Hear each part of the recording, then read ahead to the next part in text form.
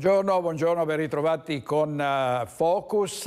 Ieri a Roma, durante le cerimonie per il 171esimo anniversario della festa della Polizia, Giorgia Meloni ha consegnato la medaglia al valor civile a Tommaso Zorzino, figlio dell'agente eroe Domenico Zorzino, lo vediamo in questa foto, e più tardi sentiremo l'audio in cui l'agente eroe chiede che cosa deve fare alla centrale operativa dopo aver visto cadere in acqua l'auto, finire in acqua nel torrente Gorzone l'auto di un pensionato che poi tentò di salvare, si lanciò coraggiosamente nelle acque di questo corso d'acqua e tentò di salvare il pensionato. Purtroppo morirono entrambi, li trovarono in fondo a questo corso d'acqua abbracciati. Sentiremo questo audio tra pochissimo. Intanto andiamo però, vedo Ilaria Marchiori collegata da Mestre perché c'è un'altra manifestazione di protesta contro il degrado, la violenza e lo spaccio. A te la linea, Ilaria. Sì, buongiorno direttore, buongiorno ai nostri telespettatori. Ci troviamo proprio qui in via Piave. Insieme a me ci sono gli assessori comunali Sebastiano Costalonga al commercio e l'assessore Elisabetta Pesce alla sicurezza. Allora, innanzitutto partiamo con l'assessore Costalonga perché, come sappiamo, il problema della sicurezza a Mestre, in particolare via Piave, ormai si fa sentire da troppo tempo. Iniziative ne sono state fatte sia comunali che cittadine. L'ultima è stata la manifestazione di qualche mese fa che ha visto la partecipazione di migliaia di cittadini, però anche il comune fa le sue. Avete deciso di organizzare, di mettere in piedi delle iniziative. In che modo? Beh, innanzitutto noi dobbiamo impadronirci del territorio, dobbiamo riportare i cittadini a riprendersi la strada.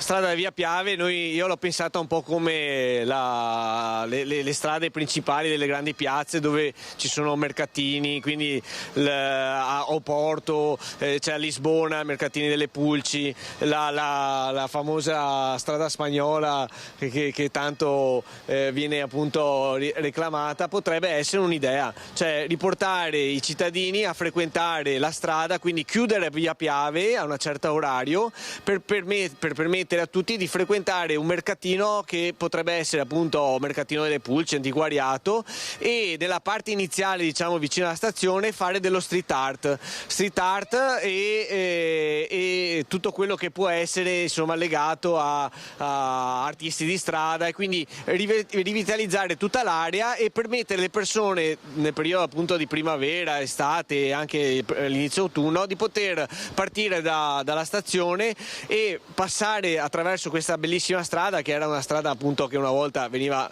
tranquillamente frequentata, anzi era la strada via della passeggiata, e arrivare fino a Piazza Ferretto, quindi un collegamento che può portare dalla stazione fino al centro della città. Ecco, questa sarebbe la famosa rivitalizzazione di cui si parla in realtà già da molto tempo e che potrebbe contribuire anche a portare fuori i cittadini, molti dei quali dicono di aver paura di uscire di casa soprattutto in determinati orari. Ovviamente, assessore Pesce, i controlli non mancheranno. No, assolutamente no, tra l'altro è stato potenziato, ora che è arrivato anche il nuovo prefetto, ancora più forze dell'ordine, continuano le espulsioni che tra l'altro sono iniziate a novembre e hanno dato un ottimo risultato per quanto riguarda l'illegalità e lo spaccio. Ci sono presidi praticamente fissi di tutte le forze dell'ordine, controlli perenni, vediamo dei risultati ed è naturalmente molto importante che ci siano delle attività di rivitalizzazione, non solo di repressione in via Piave. Quindi l'attenzione nel territorio resta comunque alta proprio anche grazie a questa iniziativa che prenderà piede nei prossimi mesi. Qui da via Piave a Mestre è tutto, io ringrazio gli assessori Costalonga e Pesce, restituisco la linea allo studio.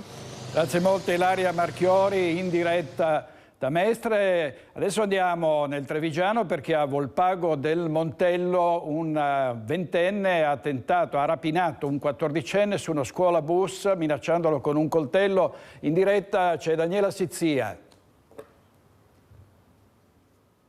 Buongiorno ai telespettatori. Dunque una rapina, la vittima è un 14enne, è accaduto all'interno di un autobus di linea e l'autore è un 20enne. Io sono in compagnia del maggiore Gabriele Favero, comandante della compagnia di Montebelluna. Che cosa è accaduto, comandante?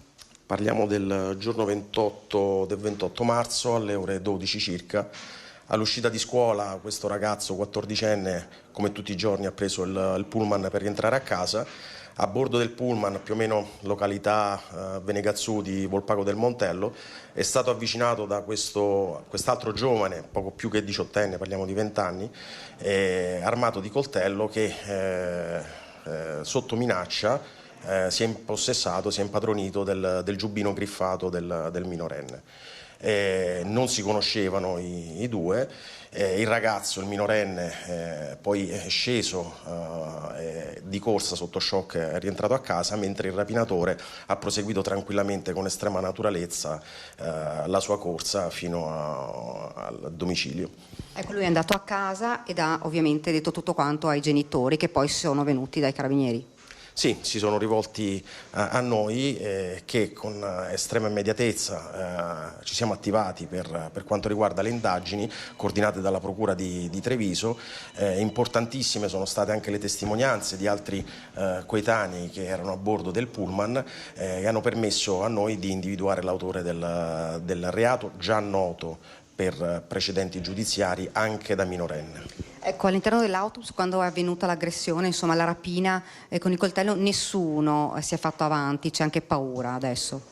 Sì, chiaramente l'azione è stata comunque molto celata da parte dell'autore, ma chi si è accorto, ovviamente impaurito, ha preferito testimoniare l'evento successivamente piuttosto che intervenire in quel momento. Ecco, lei diceva questo è un giovanissimo, conosciuto già alle forze dell'ordine, l'autore? Sì, è un ragazzo che in passato aveva già avuto dei problemi di natura giudiziaria, sia da minorenne che anche da maggiorenne. La spregiudicatezza che lui ha avuto durante la sua azione e anche la naturalezza con la quale poi dopo ha proseguito la sua corsa a bordo del pullman hanno ovviamente portato la Procura della Repubblica ad emettere un'ordinanza di custodia cautelare, degli arresti domiciliari nei suoi confronti, anche per evitare che possa reiterare il reato nei confronti di chi che sia, insomma. Ecco, avete trovato a casa sia il coltello sia il giubbotto? Nelle fasi che hanno portato al suo arresto, durante la sottoposizione agli arresti domiciliari, a seguito della perquisizione nel proprio domicilio, lui è stato trovato in possesso sia del giubbino griffato, parliamo di un valore di circa 200 euro, sia anche dell'arma utilizzata, del coltello utilizzato per la rapina. Grazie davvero, comandante, grazie. Da Treviso è tutto, la linea nuovamente allo studio. Grazie molte, grazie a Daniela Sizia. Andiamo avanti con la cronaca nera perché continuano i furti nelle abitazioni. L'ultimo in una villa di Conegliano nella notte di Pasqua. Sono stati razziati gioielli, danni ingenti all'interno dell'appartamento. Vediamo. Gli agenti del commissariato di Conegliano sono al lavoro per risalire ai ladri che la notte di Pasqua hanno messo a segno un furto in una villa sulla collina di Monticella. I malviventi probabilmente sono entrati in azione consapevoli che in quel momento nell'abitazione non c'era nessuno, visto che i proprietari si trovavano fuori città per qualche giorno di vacanza. Dopo aver forzato una finestra al piano terra si sono mossi indisturbati tra le stanze in cerca di denaro e gioielli. L'abitazione è stata letteralmente messa a soqquadro. Alla fine i malviventi sono fuggiti con oggetti preziosi, tra questi anche molti ricordi di famiglia. Ancora da quantificare il bottino, al quale si aggiungono i danni provocati all'interno della villa, dove i mobili sono stati spostati e rovesciati. Ad accorgersi della razzia i proprietari, uno volto noto del mondo del calcio nazionale e il cognato, una volta rientrati dalle vacanze. Immediata la denuncia alla polizia, che ha eseguito i rilievi e ha iniziato le indagini per risalire ai responsabili. A Padova una violenza sessuale che risale al 2021, vittima una donna violentata davanti ad un locale. È stato condannato per questo un tunisino, una condanna di 6 anni di carcere. L'aveva sorpresa alle spalle, nel buio della notte, in un punto nascosto, l'aveva gettata a terra e violentata. Lo stupro all'esterno di un locale padovano nel settembre del 2021. Un anno e mezzo dopo, un tunisino di 39 anni, con numerosi precedenti penali, è stato condannato a 6 anni di carcere.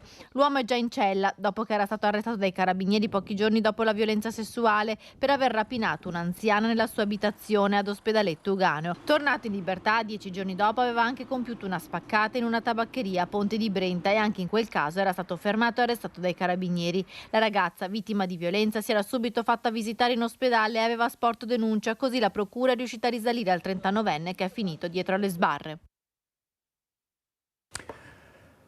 Andiamo avanti con la cronaca, avremo anche poi la parte dedicata all'approfondimento. Ospite oggi alle 13 il sindaco di Treviso Mario Conte, ovviamente parleremo delle amministrative, poi nei giorni prossimi avremo anche gli altri candidati nel capoluogo della Marca. Notizia che riguardava un tunisino, vediamo cosa ha detto oggi. Cosa ha detto ieri Alina Paronetto, il prefetto di Treviso, riguardo ai nuovi arrivi, agli arrivi di molti migranti dopo le ondate degli sbarchi a Lampedusa e in altre regioni d'Italia. Vediamo cosa si prevede per quanto riguarda la Marca trevigiana. 3.000 sbarchi in 3 giorni a cavallo di Pasqua sulle coste italiane, un fenomeno, quello dei migranti, che secondo il governo ha registrato negli ultimi mesi un aumento del 300%. Se da Palazzo Chigi si continua a lavorare a una stretta dell'accoglienza, dall'altro, di fronte a questi numeri, è impossibile che le regioni e i territori ce la facciano da soli. Da qui la decisione di istituire misure straordinarie per i prossimi 6 mesi. Ieri il governo ha già dichiarato lo stato di emergenza su tutto il territorio nazionale, in previsione di ulteriori arrivi di massa. Nell'ultimo mese se ne sono concentrati tanti, anche nel Veneto, nella nostra provincia in particolare, settimanalmente abbiamo ricevuto dei migranti, numero di una trentina, ventina, trentina a settimana. Un flusso continuo, rotte che si intersecano, Libia, Tunisia, Turchia. Le prefetture vengono chiamate a fare ciascuna la propria parte nella redistribuzione dei migranti e quelle del Veneto non sono da meno. Per la Marca, decine di persone in arrivo ogni settimana sono un numero consistente, ma il sistema ad oggi si autosostiene, malgrado le strutture principali siano già da mesi pressoché sature. Noi in provincia abbiamo fino adesso fatto fronte con i posti, chiedendo in relazione ai contratti che ci sono con gli enti gestori l'aumento dei posti. Ma anche la prefettura di Treviso sta correndo ai ripari. Inevitabile prevedere che se gli sbarchi continueranno con questa frequenza ci sarà bisogno di ulteriori spazi. Oggi scade anche il termine per una manifestazione di interesse, avviso di manifestazione di interesse che abbiamo emesso per la ricerca di nuovi posti. Vediamo quelli, se abbiamo fiducia che anche il territorio ci dia una mano con l'indicazione di possibili soluzioni alternative, alloggiative. Alla chiusura dei termini le offerte di nuovi posti letto si sono però limitate a una ventina. Bisognerà dunque valutare se per ora possano bastare o se sia necessario intraprendere altre strade. E questo era il prefetto di Treviso. Andiamo a Vicenza dove ci sono analoghi problemi per quanto riguarda l'accoglienza. Sentiamo. Prosegue l'ondata di arrivi di migranti e il governo vara la stretta dichiarando lo stato d'emergenza nazionale per 6 mesi. Pronta la risposta del territorio vicentino che in tema di accoglienza è già a lavoro per ampliare la rete dei posti a disposizione. Noi in prefettura siamo già pronti per la pubblicazione di un bando ad evidenza pubblica che, come negli anni passati, pubblicheremo da qui a breve, ma nel caso di specie andiamo ad ampliare i posti di accoglienza rispetto a quelli che già furono messi a bando 2 anni addietro. Li ampliamo perché è chiaro ed evidente che nel momento in cui vengono assegnati migranti su questo territorio provinciale dobbiamo farci trovare pronti, per dare loro assistenza e accoglienza. Territorio vicentino che fino ad oggi ha saputo assorbire gli inserimenti attraverso un sistema di accoglienza diffusa. Ora si lavora in prospettiva dell'estate. Qui a Vicenza non possiamo sicuramente interpretarlo in termini emergenziali perché riusciamo fino ad oggi a gestire il fenomeno grazie al turnover che noi garantiamo all'interno dei centri di accoglienza straordinaria. Però ecco, in prospettiva della stagione estiva, dove è notorio che i flussi si intensificheranno, e quindi ci stiamo adoperando, ci stiamo attrezzando, ecco, per poter ampliare i posti in accoglienza. E ieri a Padova, durante la festa della polizia, come vi dicevo, il questore Sbordone ha voluto ricordare Domenico Zorzino, l'agente eroe che si era buttato ad Anguillara Veneta nel Gorzone per salvare un pensionato. Purtroppo persero entrambi la vita. E vi dicevo di un audio che è uscito poco fa, è stato diffuso poco fa, in cui si sente la voce di Domenico Zorzino quella mattina mentre chiede che cosa deve fare e poi ovviamente decise di buttarsi nel Gorzone. Vediamo. Pronto? Sì, ciao, sono Domenico Zorzino, ti chiamo da Anguillara Veneta, sono un collega della polizia. Niente, davanti a me un'auto è finita in Gorzone, secondo me c'è una persona dentro. In Anguillara Veneta in che via? In pratica è in via Camatte, però sopra il Gorzone. C'è l'acqua? Sì, c'è anche una persona dentro, sei il primo che chiamo. 115, 118, sì, ora ti mando subito. Cosa faccio? Mi butto dentro? Io sono qua che ti aspetto. Sì. Calmate, ok, dai, mando subito i vigili del fuoco. Ok. Vieni a portata di mano. Ciao, okay. Ciao. Cosa faccio? Mi butto? È la domanda che l'assistente capo della Polizia di Stato Domenico Zorzino rivolge all'operatore del 113 che risponde alla sua richiesta di aiuto. Anguillara Veneta, il 3 marzo scorso. Domenico, dopo aver descritto nel dettaglio il luogo in cui si trova, si getta senza esitazione nelle acque del Gorzone per cercare di estrarre Valerio Buoso, il pensionato rimasto incastrato nella sua auto finita nel fiume. Moriranno entrambi stretti in un abbraccio a pochi metri dalla riva. La commozione è palpabile nella Sala dei Giganti di Palazzo Liviano quando viene fatto ascoltare l'audio della chiamata al 113 fatta da Domenico Zorzino quel drammatico giorno di marzo.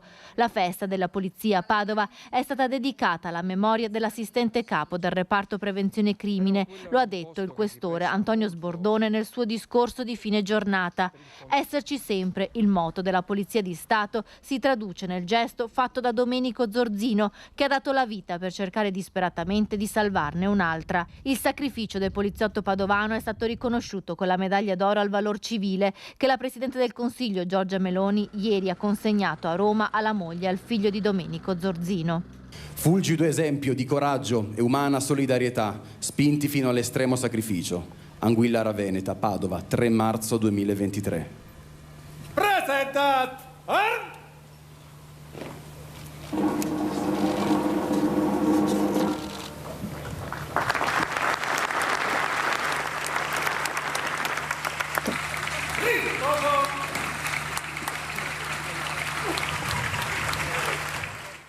Il figlio Tommaso, durante il colloquio con il capo della polizia Lamberto Giannini, ha espresso il desiderio di seguire le orme del papà e di arruolarsi in polizia. Il servizio di Valentina Visentini, avete visto il commovente momento in cui è stata consegnata la medaglia al figlio di Domenico Zorzino, Tommaso.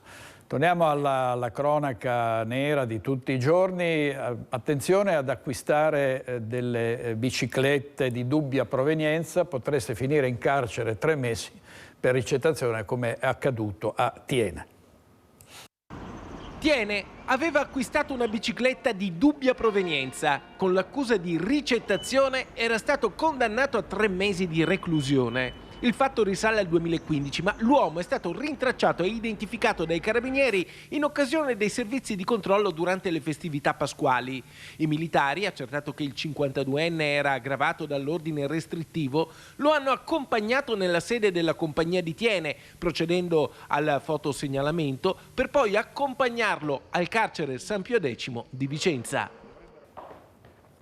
Operazione della Guardia di Finanza nell'Alto Vicentino, ad Asiago in particolare. Il nome era fuori dai canoni, si tratta di locazioni turistiche con dei redditi non dichiarati. Vediamo.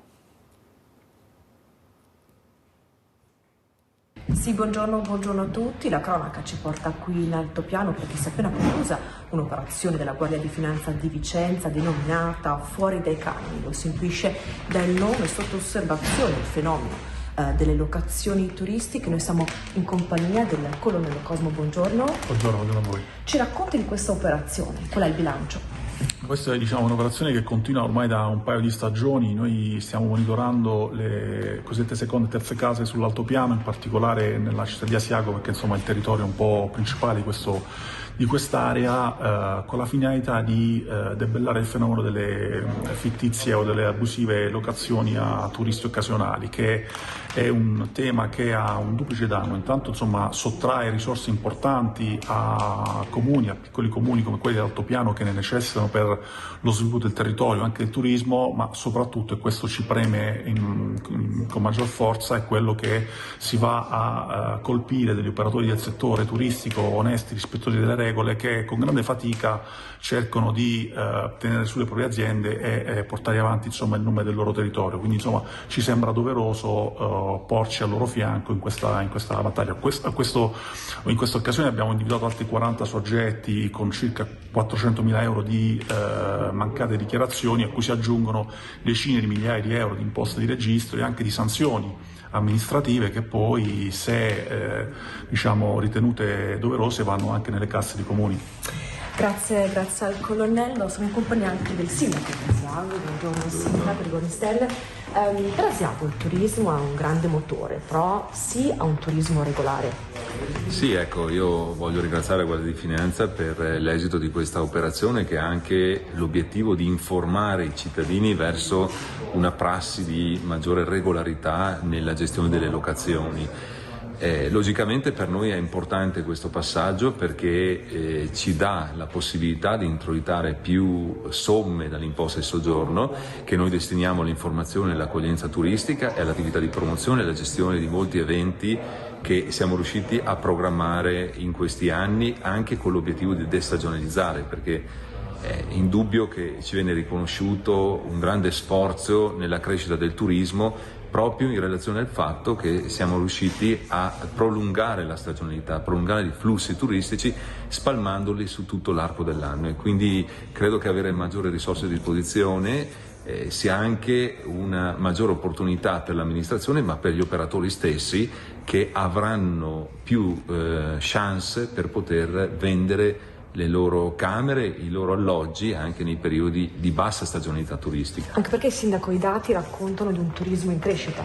Noi siamo in forte crescita, credo che siamo il sistema turistico che sta crescendo di più proporzionalmente rispetto a tutti gli altri sistemi della Regione Veneto, ed è chiaro che questo premia uno sforzo organizzativo importante, uno sforzo anche in termini di investimenti che stiamo compiendo nel mondo del turismo. Penso ai milioni di euro che abbiamo investito per i nuovi impianti di risalita del Caverlava, delle Melette, del Verena, che ci hanno fatto riappropriare della stagione invernale. Quindi siamo di fronte ad un forte rilancio di Asiago, dell'altopiano in genere, proprio perché noi abbiamo riacquisito quei turisti che non venivano più per la vetustà degli impianti e delle infrastrutture. C'è un grande sentimento di riappropriazione di una storia turistica del passato, grazie ai grandi investimenti che stiamo compiendo per il turismo.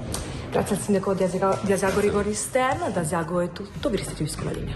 Grazie molte a Sharon Di Carlo, in diretta da Asiago, il sindaco Roberto Rigoni Stern, grazie anche alle fiamme gialle. Vediamo alcune notizie dai giornali online. Mangia il sushi ma l'alga resta incastrata in gola. Una mamma fa la manovra di Heimlich e salva il figlio 11enne. E poi cantieri fantasma, case inesistenti, maxi truffa con il bonus facciate, oltre 100 indagati, sequestrata anche una Rolls Royce. Aggredito alla fermata del bus, a salvarlo la maglia a righe. I rapinatori scambiano il trentenne per un gondoliere e scappano. È un buon sistema, mettiamoci delle maglie a righe, forse riusciamo ad evitare aggressioni, borseggi, eccetera. Allora, vediamo cosa è successo al Consorzio della Bonifica del Brenta, con i conti in rosso a causa delle bollette dell'energia elettrica. Siamo al caro bollette e sono in partenza dei nuovi bollettini per gli utenti. A pagare il peso più importante purtroppo sarà ancora una volta il mondo agricolo. Vediamo. Tanto tuonò che piove.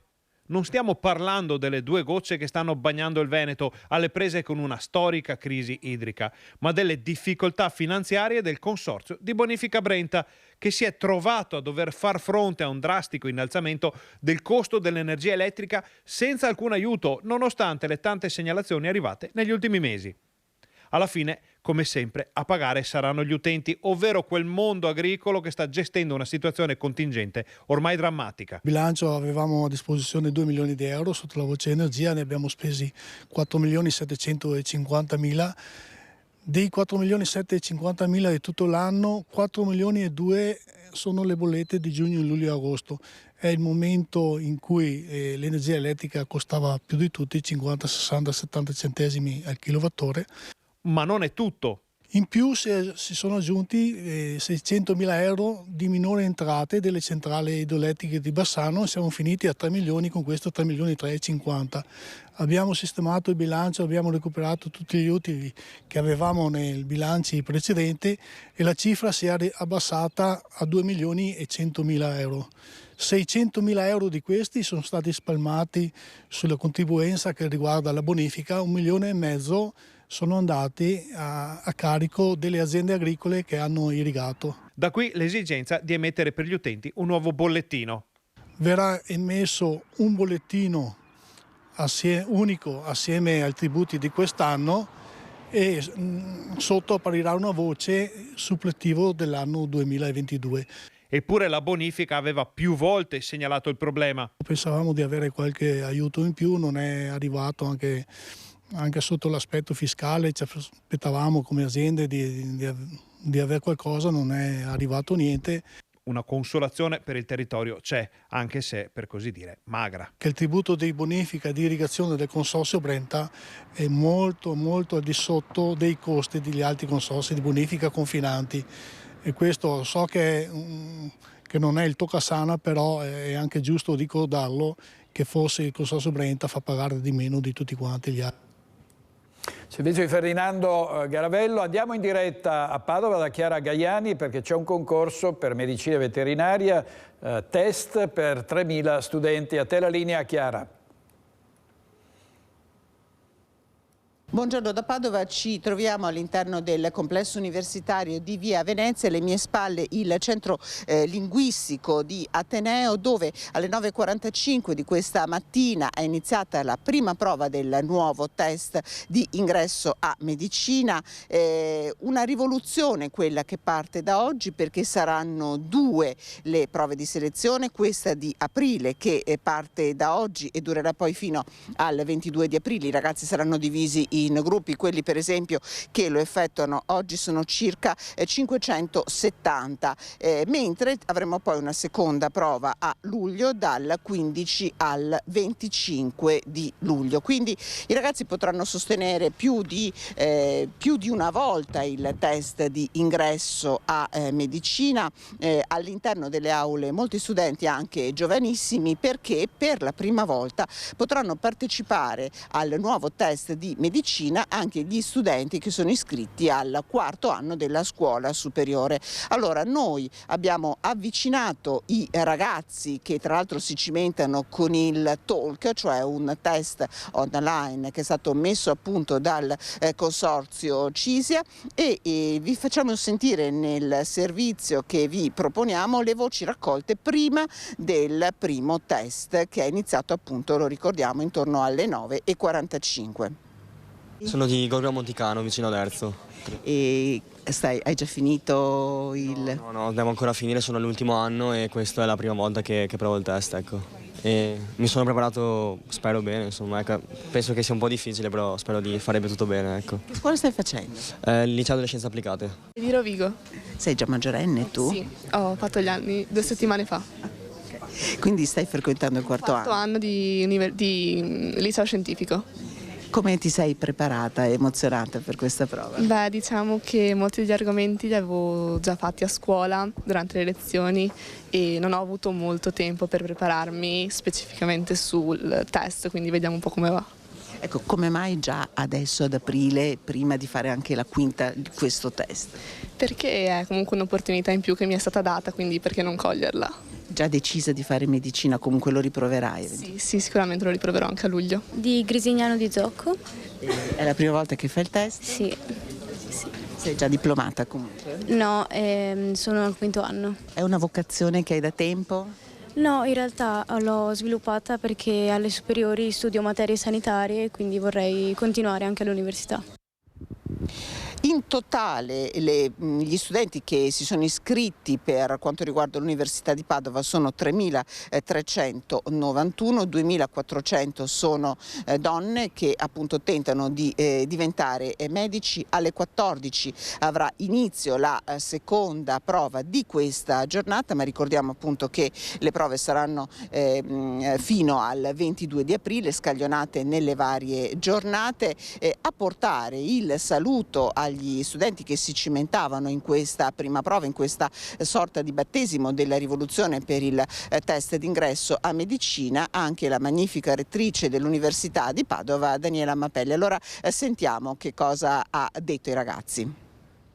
La prima novità è che, a differenza degli anni passati, i ragazzi non si giocheranno tutto in un giorno solo, ma avranno la possibilità fino a 4 prove all'anno, in 2 anni, scusate, e quindi poi si sceglierà quello che è il punteggio migliore per poi iscriversi alla graduatoria, quindi al concorso nazionale, e questa è un'altra novità, che quindi quest'anno avverrà prima degli anni precedenti, perché l'ultima prova sarà dal 15 al 25 luglio e quindi poi già ad agosto ci si potrà iscrivere al concorso nazionale. Le graduatorie quindi verranno pubblicate con notevole anticipo rispetto agli anni passati e questo permetterà anche l'entrata, diciamo, in aula degli studenti fin dall'inizio di ottobre. Una professione, quella medica, che comunque ha delle grandi potenzialità e infatti qui davvero abbiamo tanti giovanissimi, li abbiamo visti. Ha delle grandissime potenzialità e tra l'altro anche quest'anno, come ormai negli scorsi anni questi numeri si stanno assestando, sono molto di più le donne, quindi le ragazze che affrontano questa prova. A livello nazionale siamo quasi, non dico 3 donne su verso un uomo, ma anche a Padova i dati parlano chiaro, abbiamo più del doppio delle ragazze che affronteranno questa prova.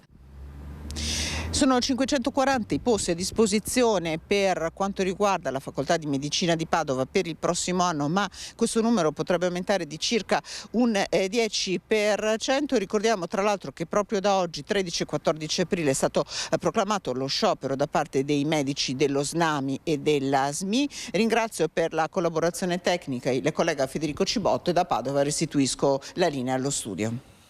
Grazie molte a Chiara Gagliani. Questa mattina in regia Italo Morao con Mattia Pizzaia. Passiamo alla politica e allo scontro sull'ufficio di presidenza del Consiglio regionale, scontro tra Lega e Fratelli d'Italia. L'ufficio di presidenza è rimasto tale e quale, non ci sono stati cambiamenti. Vediamo il servizio.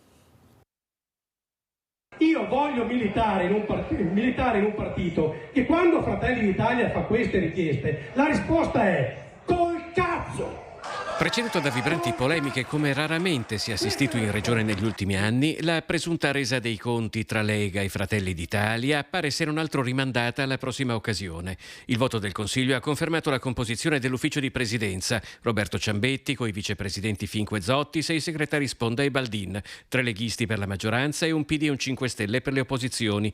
Tutto come prima. La richiesta di maggiore spazio da parte di Fratelli d'Italia per ora non ha seguito, neanche nelle dichiarazioni di intenti.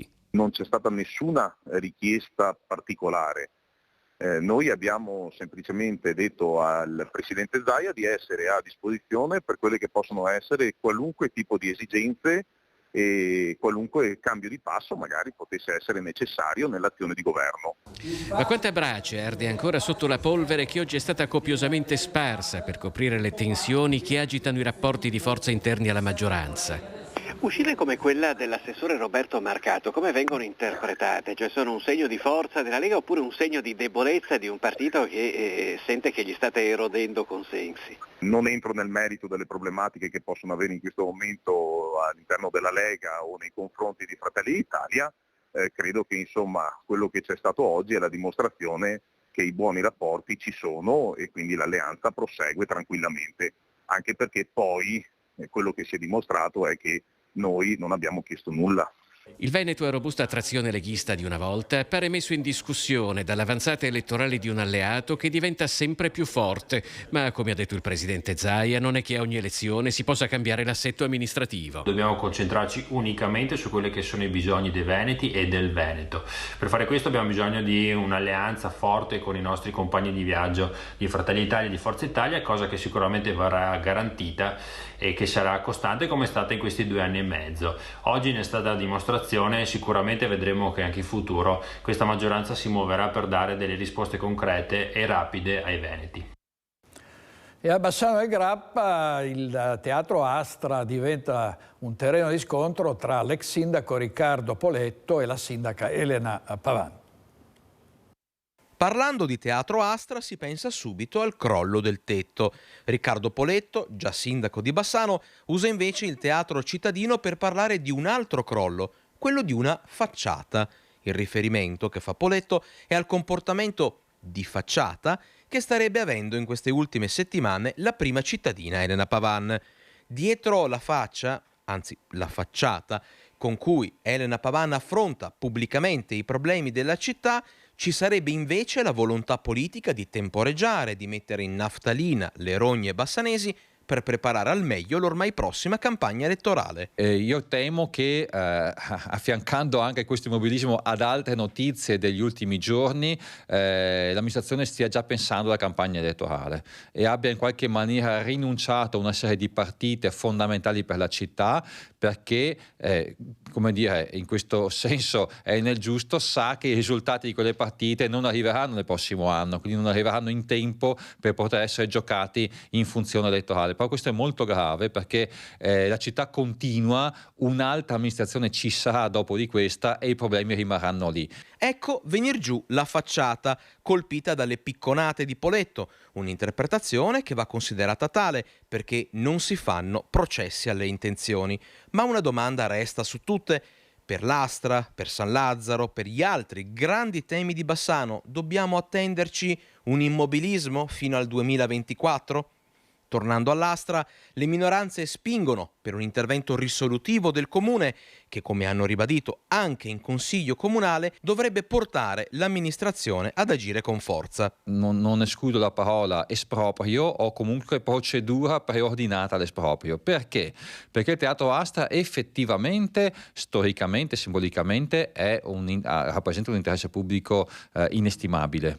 Siamo tutti concordi che la migliore soluzione sarebbe quella di poter riattivare il teatro Astra rinnovandolo.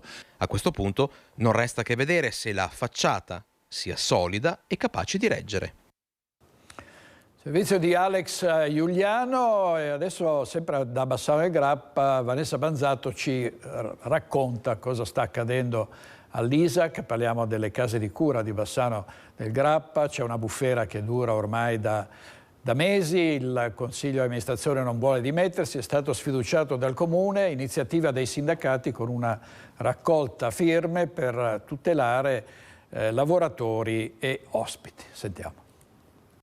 Proseguono con le azioni di mobilitazione le sigle sindacali unitarie a sostegno dei lavoratori dell'ISAC di Bassano e dell'adeguata assistenza agli anziani ospiti delle 2 case di riposo comunali. Attivata una capillare raccolta firme per chiedere anche una maggiore trasparenza nella gestione dell'attività amministrativo-contabile dell'ente. Questo dopo l'incontro a Venezia con l'assessora regionale Manuela Lanzarin, cui è intervenuta anche la sindaca di Bassano Elena Pavan, che ha confermato la situazione critica in cui versano le 2 strutture pubbliche. Per rendere partecipi anche i cittadini, i parenti, i familiari degli ospiti e naturalmente anche gli ospiti che possono giudicare, che sono in grado di giudicare anche la loro situazione. Per quanto riguarda invece il personale interno della casa di riposo, abbiamo chiesto ulteriormente tutele benessere organizzativo, un'organizzazione del lavoro consona ancora una volta rispetto al numero del personale che è molto ridotto rispetto al passato. Proprio quegli stessi lavoratori ridotti all'osso e costretti a ore e straore che stanno decidendo di lasciare l'ISAC. Sono lavoratori che non ce la fanno più, che decidono di fare altre strade o di rimanere a casa o di andare a lavorare in cooperative, quindi con stipendi minori, o addirittura di fare altri tipi di lavoro, quindi di andare su lavori precari o diversi, insomma, ecco. E daremo anche oggettivazione a quelli che sono stati fatti, episodi che sono successi finora e che sono stati comunque sempre puntualmente fatti presente anche alla politica. Ora è il momento di dare oggettivazione anche a questi fatti. Ancora cronaca sindacale, ieri l'Assemblea Generale della CISL a Mestre per analizzare e protestare contro il DEF, il decreto del governo sull'economia e la finanza. La CISL lo ritiene inadeguato e quindi si prepara alla mobilitazione.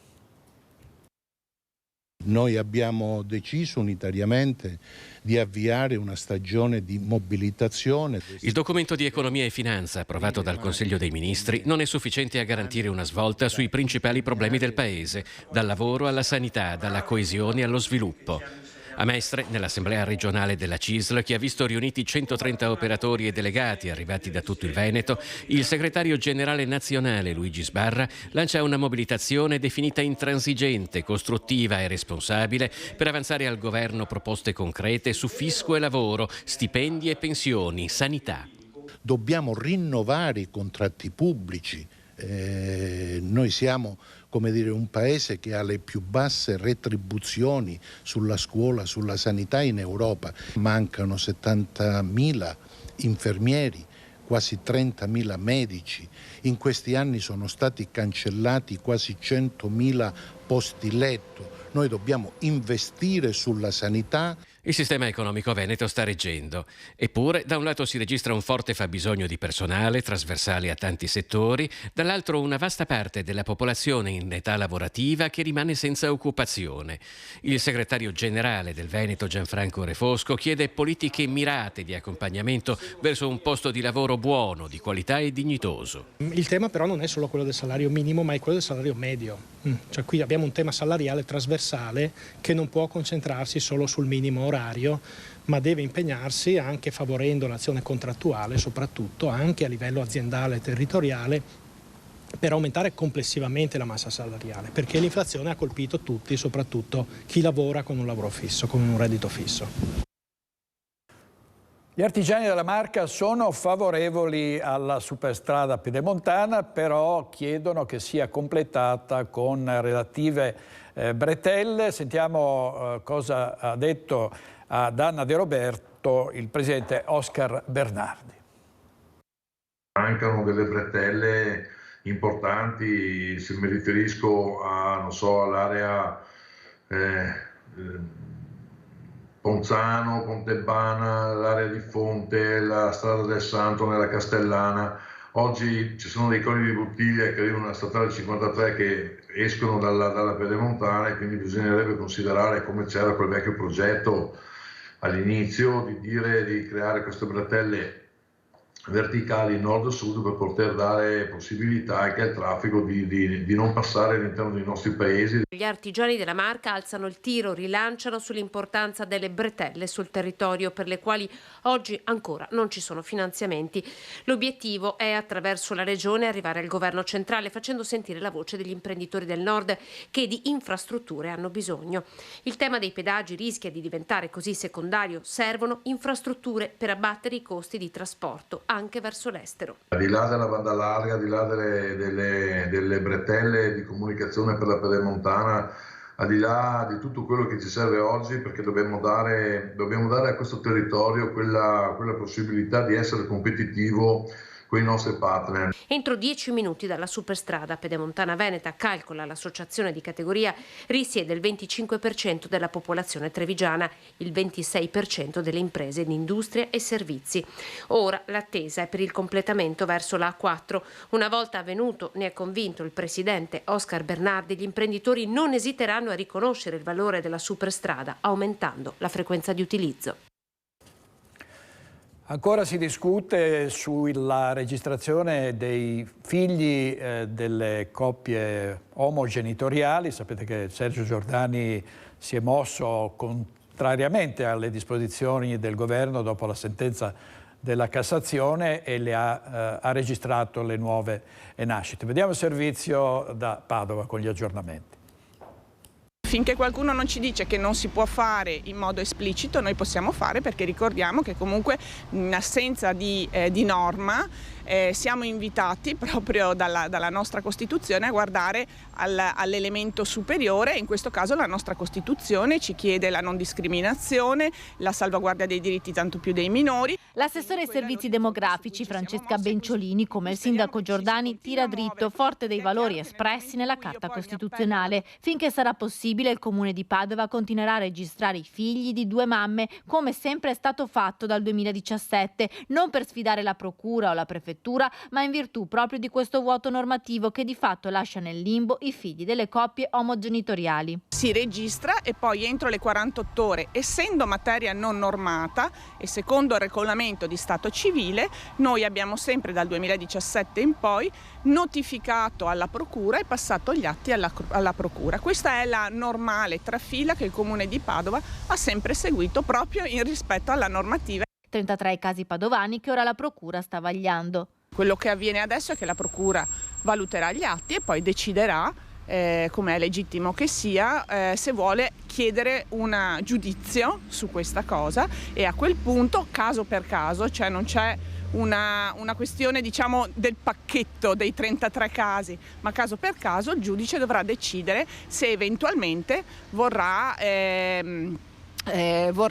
rettificare gli atti che sono stati registrati. In caso di annullamento, le coppie omogenitoriali potranno ricorrere all'adozione per casi speciali, una trafila però molto lunga e pure costosa. Le famiglie arcobaleno singolarmente potranno anche fare ricorso, molte stanno già iniziando a studiare come fare. Non è mai comunque il Comune che va ad intervenire, perché nel caso venissero rettificati degli atti, saranno le persone che sono coinvolte in quegli atti che devono intervenire ed eventualmente appellarsi. Intervista di Valentina Visentin. Le imprese, gli esercenti sono in crisi per la mancanza di personale, ma nella Chiesa c'è la crisi vocazionale, ci sono pochi nuovi sacerdoti. Sentiamo cosa ci dice Luisa Bertini da Vicenza in compagnia di Alessio Graziani, portavoce della diocesi. A te la linea, Luisa. Sì, buongiorno a voi, buongiorno ai nostri telespettatori. Siamo in compagnia di Don Alessio Graziani, portavoce della diocesi di Vicenza. Perché? Perché la diocesi si sta riorganizzando in virtù anche di un calo di vocazioni. Che cosa sta succedendo? Certo, rassicuriamo tutti, le parrocchie non verranno chiuse, però certo dobbiamo ripensare la presenza di una chiesa sul territorio a fronte di un calo significativo di preti. Dobbiamo dire che quasi la metà dei nostri sacerdoti ha già più di 75 anni, quindi l'età della pensione. C'è anche un calo demografico che riguarda tutta l'Italia, il nostro territorio, e dobbiamo anche dire c'è un calo di presenze in Chiesa. Ecco, tutto questo porta a dover ridefinire in che modo la Chiesa può essere vicina alle persone là dove abitano, vivono, lavorano. Ecco, e questa ridefinizione comporta, diciamo, che più parroci si occupino di parrocchie diverse. Ecco, in che cosa consiste questa riorganizzazione? Allora, il processo delle unità pastorali è già attivato da molti anni nella nostra diocesi. Ora il Vescovo Giuliano desidera dare stabilità, con una prospettiva stabile a questa riorganizzazione delle unità pastorali, in modo che almeno per 15-20 anni non si vada poi più a toccare quello che ora si definisce. Tra 15 anni i preti a servizio della diocesi saranno probabilmente 150, non di più. A fronte di quanti oggi? A fronte oggi di 380, quindi capite che si dimezza praticamente. Allora l'idea è quella di costituire delle unità pastorali più grandi, che potrebbero essere di circa 7-8 parrocchie ciascuna, o comunque sui 15-20 mila abitanti. Ogni unità pastorale sarà servita da 3 sacerdoti che vivranno insieme in una stessa canonica, facendo anche vita fraterna e dando più responsabilità ai laici, con la costituzione di gruppi ministeriali, si chiamano, cioè 3-4 laici preparati che condividano la responsabilità nella cura pastorale. Ma poi avremo anche una maggiore valorizzazione delle religiose, che ancora abbiamo nella nostra diocesi, e anche del diaconato permanente, che certamente è una grande risorsa in crescita. Ecco, diamo una panoramica numerica di questa suddivisione. Beh, tenendo conto che la diocesi attualmente ha 355 parrocchie e circa 750.000 abitanti, andiamo a parlare di una cinquantina circa di unità pastorali. Quindi vanno a dimezzarsi. Rispetto alle attuali vanno a dimezzarsi, può essere che qualche parrocchia più piccola non sarà più parrocchia nel senso giuridico del termine, verrà unificata ad altre, però certamente resta la comunità, laddove c'è una comunità non verrà eliminata, di questo dobbiamo veramente rassicurare tutti. Ecco, io ringrazio Don Alessio e restituisco a voi studio la linea. Grazie Luisa Bertini in diretta da Vicenza. Carenza di sacerdoti ma abbondanza di vandali. L'ultimo ha colpito a Possagno, è un 17enne del posto, ha danneggiato il pannello informativo del Museo Gipsoteca di Antonio Canova. Vediamo. È stato individuato grazie alle immagini delle telecamere di videosorveglianza l'autore di un atto vandalico a Possagno. Si tratta di un 17enne della zona che lo scorso 8 aprile ha preso di mira il pannello informativo situato all'esterno del Museo Gipsoteca Antonio Canova. Il giovane ha pensato bene di lanciare un oggetto, probabilmente un sasso, che ha mandato letteralmente in frantumi il vetro del manufatto. Immediatamente sono scattate le indagini da parte dei carabinieri. In soli 3 giorni il ragazzino è stato identificato. I militari dell'Arma hanno convocato il minore in caserma con i genitori, che hanno già espresso la volontà di risarcire il danno all'amministrazione comunale. Il 17enne è stato denunciato all'autorità giudiziaria. Andiamo avanti con i falsi certificati di positività alla Covid per ottenere il Green Pass, evitando il vaccino. Tra le persone indagate a Treviso in un'inchiesta che i carabinieri del NAS hanno avviato un anno fa e che coinvolge 2 dottoresse di un poliambulatorio di Fiere e un'infermiera libero professionista. Sarebbero state loro, secondo gli investigatori, ad architettare un articolato sistema per fare ottenere il Green Pass a decine di persone senza che si sottoponessero alla somministrazione del vaccino. L'accusa principale è quella di falso ideologico per la presunta infedele redazione delle certificazioni. Gli investigatori sospettano che le 3 professioniste a vario titolo abbiano contribuito a mettere in pratica un complesso meccanismo per rilasciare falsi certificati che attestavano l'esito positivo di tamponi rapidi in farmacie o test molecolari presso il poliambulatorio, così da inserire i pazienti nell'elenco di coloro che avevano contratto il Covid. E tra le persone, tra coloro che sono state identificate come responsabili di aver esibito falsi Green Pass c'è anche la cantante vicentina Madame. Allora, vediamo, andiamo a Romano Dezzelino per l'ordigno bellico inesploso sul Collo Roigo. L'area è stata delimitata e il sindaco si rivolge ai curiosi e chiede a loro di non avvicinarsi. Questa zona è stata proprio recintata dai carabinieri della stazione di Romano per mettere in allerta tutti coloro che passano, nel senso che se anche in questi giorni è un periodo di raccolta di erbe spontanee, bisogna stare attenti che ci si trova di fronte a un ordigno che potrebbe esplodere. Come è stato ritrovato?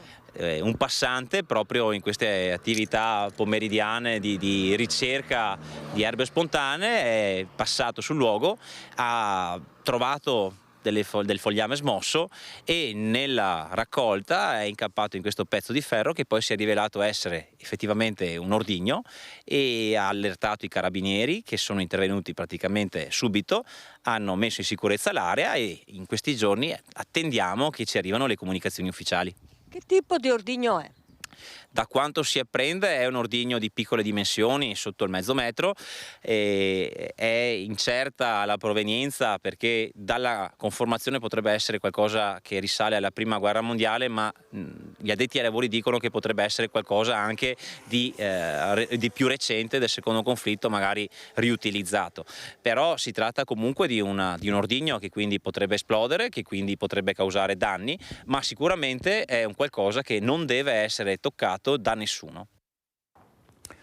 Il sindaco Bontorin, grazie a chi ha realizzato questo servizio, la nostra redazione di Bassano del Grappa. Si chiama Bring Destination on Board, che tradotto in inglese significa prendi la destinazione a bordo, ed è una novità sulle navi da crociera. È un progetto promosso dall'autorità portuale per i croceristi a Venezia. Vediamo.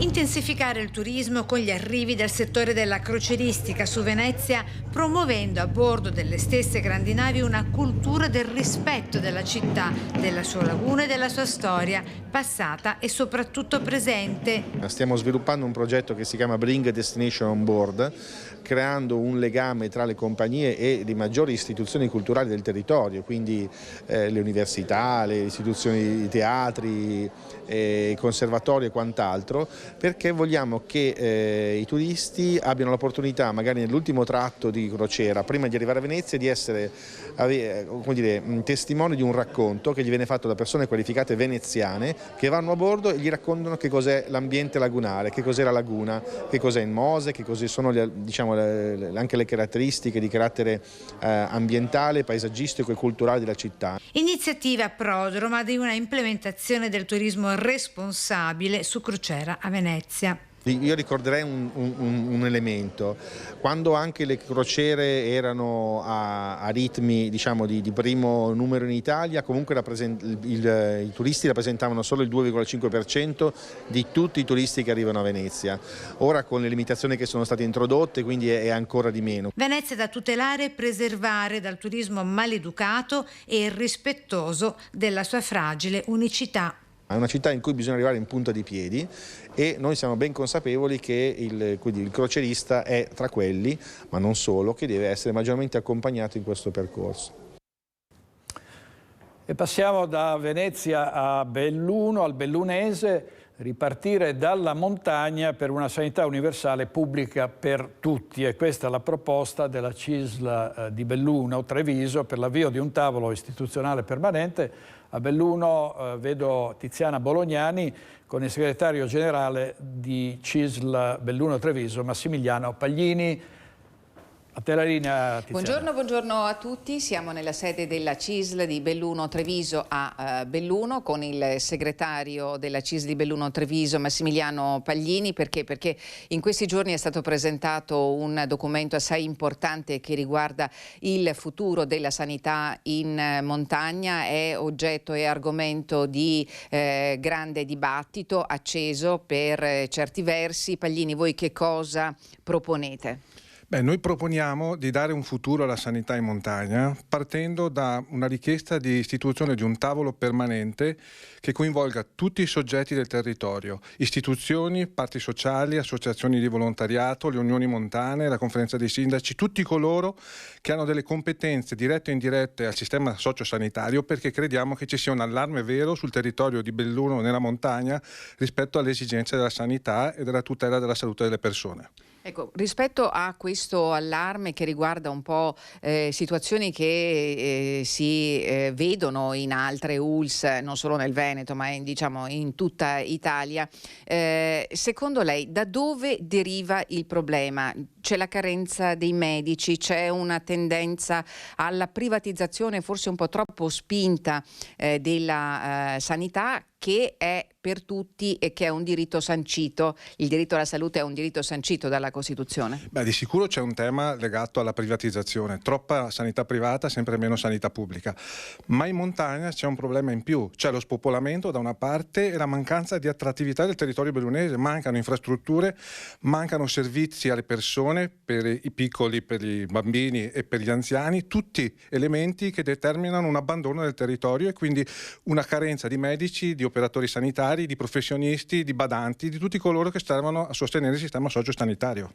E non serve a nulla quello che per esempio è stato fatto anche di recente da parte dell'azienda sanitaria dell'ULSS di Belluno, cioè quella di mettere a disposizione delle foresterie, degli appartamenti, di anche stabilire, definire che la zona montana è una zona riconosciuta disagiatissima. Beh, sicuramente è un elemento che va nella direzione giusta, ma non basta, perché siamo già di fronte a una situazione drammatica rispetto da dove veniamo. Quindi c'è bisogno di una programmazione maggiore, di risorse che consentano infrastrutture, la mobilità. Per esempio, un anziano oggi deve impiegare 150-70 km per potersi spostare e andare dal medico di base. Voi capite che questa è una situazione che non è sostenibile. Secondo lei, se la sanità, se la delega, diciamo, della gestione sanitaria tornasse allo Stato, le cose potrebbero cambiare? Beh, diciamo che la sanità regionale, fintanto che è stata tutelata dal punto di vista del servizio pubblico, è stata comunque una sanità, soprattutto nei nostri territori, che ha dato delle garanzie e delle tutele. Non pensiamo che una centralizzazione della sanità possa migliorare la situazione, bisogna però ridurre la presenza della sanità privata, o meglio, mettere un paletto tra chi può fare sanità pubblica e chi può fare sanità privata. Grazie Paglini per la sua disponibilità, io ringrazio voi, vi restituisco la linea allo studio sperando per davvero che qualcosa si muova in positivo naturalmente per le terre alte. Lo speriamo tutti, perché se no non c'è futuro. Grazie, a voi. Tiziana Bolognani da Belluno in diretta. Tra poco avremo qui il sindaco di Treviso Mario Conte, che cerca la riconferma alle prossime amministrative del 14 e 15 maggio. Intanto vediamo l'ospedale Campo San Piero, dove tornano a vedere grazie ad un complesso intervento di terapia genica. Vediamo una storia importante, vediamo. Fratello e sorella, giovanissimi, 17 anni lui, 14 lei, affetti da un deficit della vista, tornano a vedere. Succede all'ospedale di Campo San Piero, grazie a complesse procedure di terapia genica intraoculare eseguite mediante delicati interventi di microchirurgia in grado di garantire la precisa somministrazione di un farmaco bioingegnerizzato negli angusti spazi subretinici di appena pochi decimi di millimetro. Questi ragazzini percepivano la luce, la percepivano in maniera ancora abbastanza buona, sarebbero stati destinati a non percepirla più nei successivi anni di vita. Questa terapia dovrebbe aver bloccato il processo e verosimilmente, i primi dati ce lo stanno confermando, avrebbero migliorato le loro capacità visive e quindi sono persone che in questo momento riescono a gestire meglio il loro quotidiano. Terapie geniche e microchirurgia, un successo nato grazie ad un'equipe multidisciplinare. Pediatri, anestesisti, oculisti, una rete per trovare questi poveri pazienti, perché comunque l'indicazione è assolutamente molto limitata, quindi bisogna proprio trovare l'ago nel pagliaio, e definisco, e qui a Campo San Piero riusciamo a farlo, perché da molti anni c'è un centro dedicato alla retinite pigmentosa e quindi abbiamo un bacino di utenti che sono stati selezionati, è stato fatto il corredo cromosomico, è stato trovato il cromosoma che è mancante ed è stato modificato con questa terapia genica. È un risultato straordinario, con la ricerca che fa passi da gigante. Avrete sentito parlare anche proprio delle prospettive di un vaccino contro il cancro e contro l'infarto.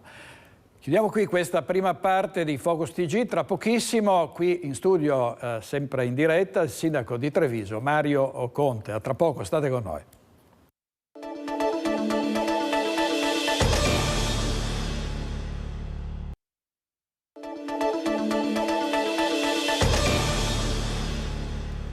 Seconda parte di Focus TG in compagnia di Mario Conte, sindaco di Treviso, candidato alle prossime amministrative del 14 e 15 maggio. Sindaco, insomma, lo scontro con Denardi a Ring tanto ha registrato degli ascolti boom ed è stato proprio, sono un po' volati gli stracci, diciamo.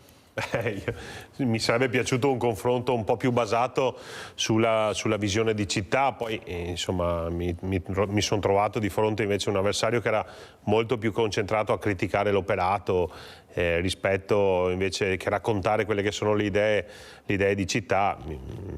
Davvero, io l'invito che faccio a tutti i candidati, poi è normale in campagna elettorale che si alzino anche un po' i toni, però davvero di concentrarci soprattutto sul futuro della nostra città, perché poi il presente verrà giudicato dai cittadini. Quindi insomma noi di quello che abbiamo fatto siamo assolutamente orgogliosi, contenti e convinti e siamo pronti a raccontarlo con il sorriso, ma abbiamo davvero tanto da raccontare soprattutto per quello che vogliamo fare. Noi ci riproponiamo per altri 5 anni di mandato che saranno caratterizzati da importanti investimenti, tante iniziative che alzeranno la qualità della vita, e su questo mi piacerebbe confrontarmi con gli altri candidati. Devo dire che Denardi in modo particolare ormai è da mesi, no, che ha questo atteggiamento molto aggressivo, probabilmente anche qualche consiglio comunicativo che gli è stato dato lo invita a essere così aggressivo. È un dibattito che però su questi livelli a me francamente non appassiona molto, non appassiona neanche i cittadini, preferisco invece raccontare quelli che sono i progetti. Ecco, oggi tra l'altro ci sarà un altro dibattito importante al Museo di Santa Caterina con tutti i candidati, sindaco, no? Sì, proprio oggi con il Gazzettino ha organizzato questo confronto con tutti e 6 candidati, quindi insomma sarà anche un'occasione importante appunto per confrontarsi su quella che è la visione di città, perché credo che i cittadini interessi questo più che la critica o l'accusa o lo scaricabarile delle varie responsabilità, perché poi se vogliamo riavvolgere la storia della nostra città, insomma, di cose belle, buone o meno belle o fatte male ce n'è davvero per tutti, però credo che il passato lo dice la parola stesso, fa parte del passato. Oggi noi siamo chiamati a raccontare il presente e a scrivere il futuro della nostra città, e fortunatamente con la coalizione che io rappresento abbiamo davvero le idee chiare su dove vogliamo andare, su dove vogliamo portare la nostra città e la nostra comunità. Ecco, tra i temi in discussione c'è sempre quello del traffico, la viabilità. Quali sono gli altri punti nevralgici che dovesse essere riconfermato sindaco affronterà con il piglio che ha saputo dimostrare in questi 5 anni? Ma guardate, io sono reduce proprio questa mattina da un incontro straordinario in un asilo nido nella nostra città, la Chiesa Votiva, e devo dire che la città a misura di bambino mi appassiona davvero tanto ed è un obiettivo che ci siamo posti, e dico questo perché laddove stanno bene i bambini stiamo bene tutti, dagli adulti agli anziani, ai genitori, ai bambini stessi, e quindi uno degli obiettivi che proprio i bambini oggi mi hanno detto, perché ho chiesto chi vuol fare il sindaco e tutti hanno alzato la mano, e quale sarebbe la prima cosa che fareste, è riempire la città di alberi. Ecco, per esempio sul tema della sostenibilità ambientale, su questo noi vogliamo continuare il grande impegno che abbiamo messo nel primo mandato. Ricordo che abbiamo incrementato il patrimonio verde, quindi la presenza di alberi nella nostra città di 5.000 alberi in 5 anni di mandato, e abbiamo aumentato di 160.000 metri quadri il patrimonio arboreo verde. L'obiettivo per i prossimi 5 anni è 15.000 nuovi alberi e altri 235.000 metri quadri di verde urbano, che significa quindi abbattere le polveri sottili, significa una città più vivibile, una città a misura di bambino. Vogliamo investire sul tema della ciclabilità, certamente della pedonalizzazione. Porto avanti con orgoglio quel progetto che vede Treviso sempre di più città universitaria. Ricordo che nel 2025-2026 l'obiettivo è quello di arrivare ad avere in città, tra l'Università Ca' Foscari di Venezia e l'Università di Padova, oltre 6.000 studenti, quindi abbiamo di fatto raddoppiato la comunità universitaria e i giovani. Per questo ci stiamo organizzando con i servizi correlati, con gli studentati, con le biblioteche, con le mense, con delle promozioni mirate proprio per gli studenti, tutti, e poi vogliamo affrontare certamente il tema nevralgico della viabilità, il tema dei parcheggi, ma non vogliamo trascurare gli aspetti emozionali e morali della nostra comunità. Quindi il sociale sarà al centro del nostro progetto politico, la grande attenzione nei confronti degli anziani, proprio in questi giorni con quell'esperienza straordinaria che sto vivendo del caffè con te, ho parlato con tante persone anziane che mi lamentano per esempio le difficoltà nel gestire le utenze, le manutenzioni, i medici di base, e noi quindi vogliamo raggruppare in un unico grande ufficio, un ufficio dedicato proprio alle persone anziane, che lì possono trovare facilmente raggiungibile risposta a tutte quelle che sono le loro domande, proprio perché uno degli obiettivi è quello di rasserenare i nostri anziani, liberarli da tutti quei pensieri che a volte gli tolgono anche il sonno, perché banalmente ad una signora ho aiutato io nella lettura delle tariffe delle bollette, una cosa che magari per un giovane sembra facile e scontata, per un anziano può diventare anche complicata, così come prenotare una visita medica attraverso il portale digitale. Ecco, noi creeremo questo ufficio facilmente raggiungibile da tutti, dove un anziano può andare lì per qualsiasi tipo di informazione. Sindaco, una grande opportunità quella del PNRR, preoccupazioni però per tutte queste risorse che potrebbero essere vanificate e i grandi problemi dei sindaci che devono gestire una situazione molto difficile anche dal punto di vista burocratico. Sì, è un pensiero costante che ho nella mia testa, sia nella qualità di sindaco di Treviso che nella doppia veste di presidente di ANCI Veneto, perché i comuni, soprattutto i medio-piccoli, hanno grosse carenze di personale e la mancanza di competenze all'interno degli organigrammi rischia di rallentare ulteriormente un'opportunità che si chiama PNRR, che non permette invece ritardi. Però la cosa che mi fa piacere è che tra sindaci è scesa in campo anche una sorta di solidarietà amministrativa, dove i comuni grandi si mettono a disposizione dei comuni piccoli per cercare di aiutare, perché le comunità dei comuni limitrofi a quelli del comune di Treviso sono importanti tanto quanto quelle della comunità trevigiana. Ci tengo a dire ai nostri cittadini che Treviso è tra le città che ha maggiormente ottenuto fondi attraverso il PNRR, abbiamo 104 milioni di euro da far atterrare nei nostri territori, ovviamente distribuiti nelle varie missioni, però banalmente sul tema della rigenerazione urbana a settembre partiranno i lavori della rigenerazione della caserma Salsa, la riqualificazione delle mura, il raddoppio della biblioteca Zanzotto e un progetto sociale straordinario che ci vedrà impegnati insieme alla Caritas, insieme al CEIS, insieme all'azienda sanitaria, anche un rifugio per i senza fissa dimora che verrà dislocato dove oggi c'è il magazzino dell'ex macello, e lì andremo a occuparci anche di quelle persone che magari oggi si trovano ai margini della società, con l'obiettivo di reintrodurli. Sindaco, ovviamente i migranti sono uno dei problemi più urgenti da un'emergenza. C'è lo stato di emergenza, tra l'altro deciso dal governo Meloni. Sentiamo cosa ha detto poco fa ai nostri microfoni su questo il presidente Luca Zaia. Sentiamo. Guardi, c'è la grande preoccupazione e anche una grande speranza. Intanto che siamo in mani buone, il ministro Piantedosi è persona che tecnicamente è preparato, è persona seria e si trova purtroppo a gestire una delle peggiori fasi dei flussi migratori, perché ho visto i dati, se continuasse così abbiamo la quadruplicazione degli arrivi rispetto all'anno scorso, dato da condizioni meteorologiche ma anche geopolitiche. Dobbiamo aiutarli a casa loro, stringere accordi con i loro paesi, fare in modo di creare condizioni perché non si parta, se si parte per disperazione, se si fugge dalla guerra e dalla fame. E dobbiamo anche pensare però che l'Europa non può essere così latitante. È scandaloso il comportamento europeo che considera Lampedusa il confine d'Italia, non il confine d'Europa.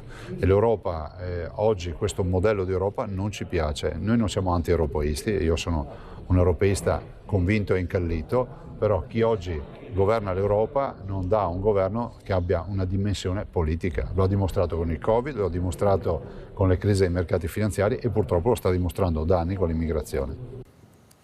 Ecco, chiedo al sindaco di Treviso e anche al presidente dell'ANCI Veneto che cosa si potrà fare, perché qui continuano gli sbarchi, si prevedono ondate massicce verso tutte le nostre regioni. I sindaci dicono non abbiamo più posti, nella Marca ce ne sono 20 disponibili, per fare un esempio. Ovviamente noi saremo seduti al tavolo insieme al prefetto per cercare di trovare soluzioni a questa emergenza umanitaria, ma nel tavolo porteremo anche l'impegno che già i sindaci stanno portando avanti, che è legato alla gestione della prima ondata migratoria proveniente dall'Africa, l'ondata migratoria proveniente dall'Afghanistan, l'ondata migratoria proveniente dall'Ucraina, ma soprattutto porteremo sul tavolo della prefettura, ma in modo assolutamente rispettoso e collaborativo, anche il tema sociale legato alle nostre comunità. Ricordo che lo sblocca sfratti è finito da mesi e una delle emergenze sociali più preoccupanti delle nostre comunità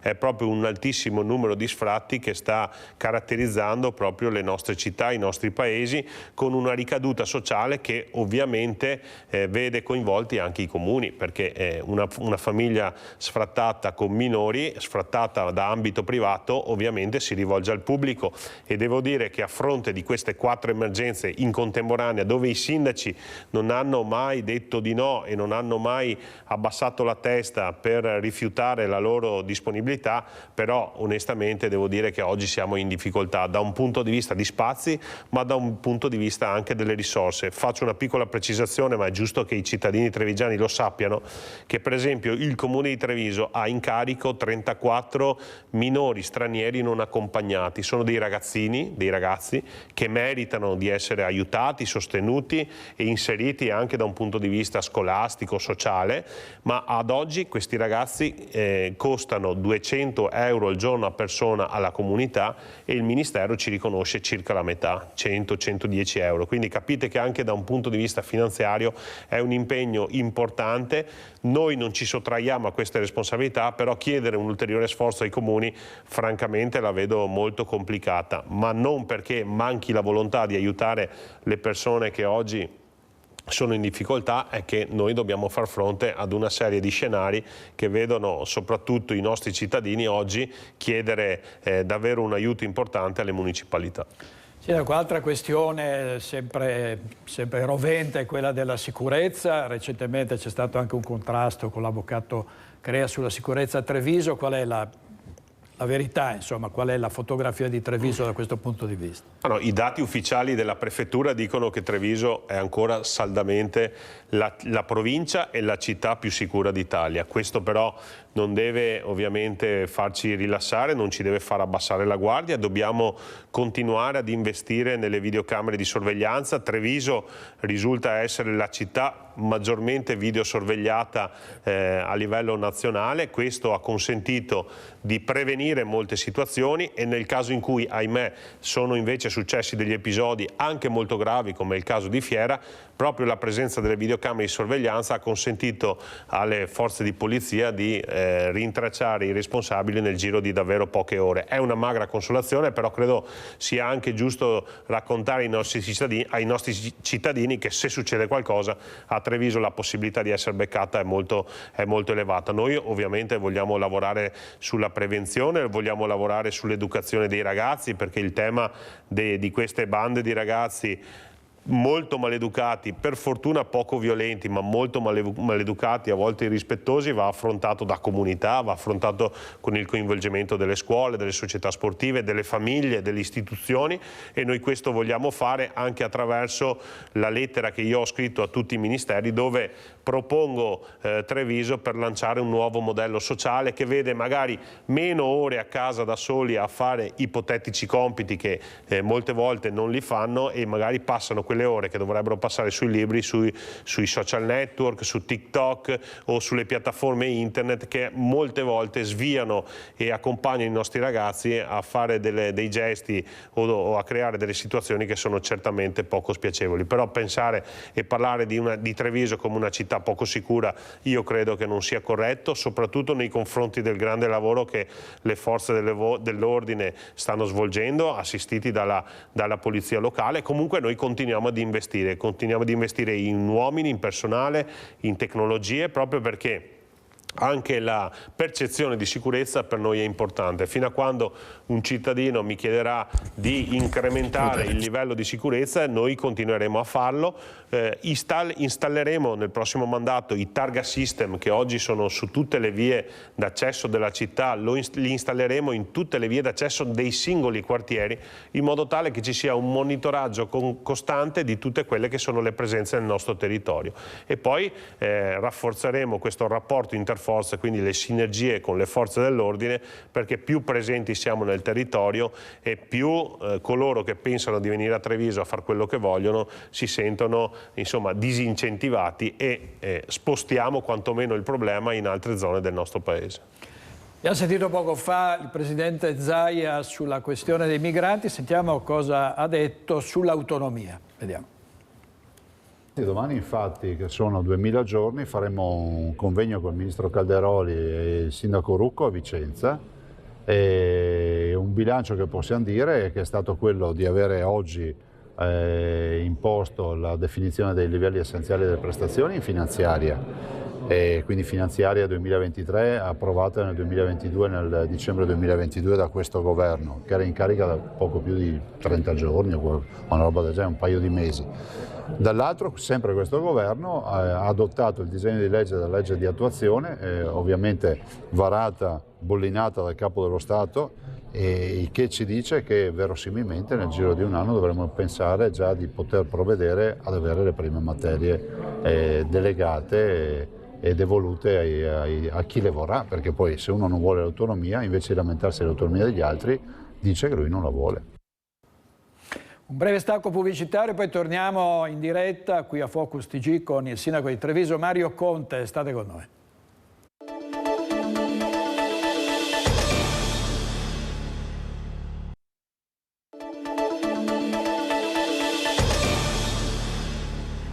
Nuovo in diretta a Focus TG, ancora qualche minuto con il sindaco di Treviso Mario Conte. Sindaco, versanti importanti ovviamente in una città come Treviso da sempre, la cultura e lo sport.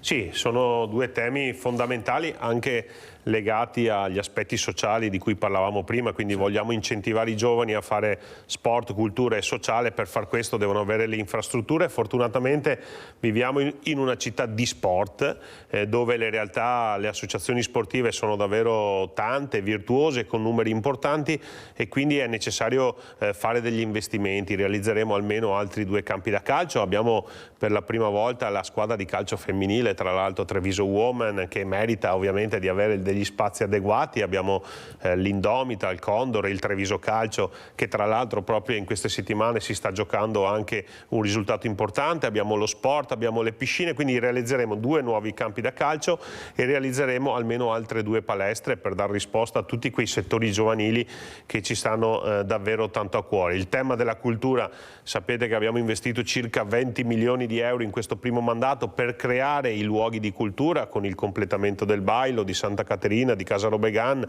Il Ministero ci ha messo a disposizione Santa Margherita e ora possiamo lavorare su una tripla programmazione quadriennale che ci consentirà quindi, insieme alla rete dei festival, di andare a riempire questi straordinari contenitori all'insegna della qualità, della bellezza, e una cosa che mi fa particolarmente piacere anche degli artisti locali. Proprio in queste settimane abbiamo inaugurato la grande mostra su Arturo Martini, che ha registrato 1500 visitatori solo il giorno di Pasquetta. Ricordo che Arturo Martini è un artista trevigiano, così come Canova, che proprio nei mesi scorsi ci ha regalato delle soddisfazioni, piuttosto che Paris Bordone. Quindi territorialità, internazionalità, scientificità e bellezza, per una città che ha una vocazione tra l'altro sempre più turistica, perché ricordo che il più 149% di turisti registrati proprio in questi mesi in città è anche frutto di quella grande operazione di promozione turistica messa in piedi insieme a Ryanair, quindi direttamente con le compagnie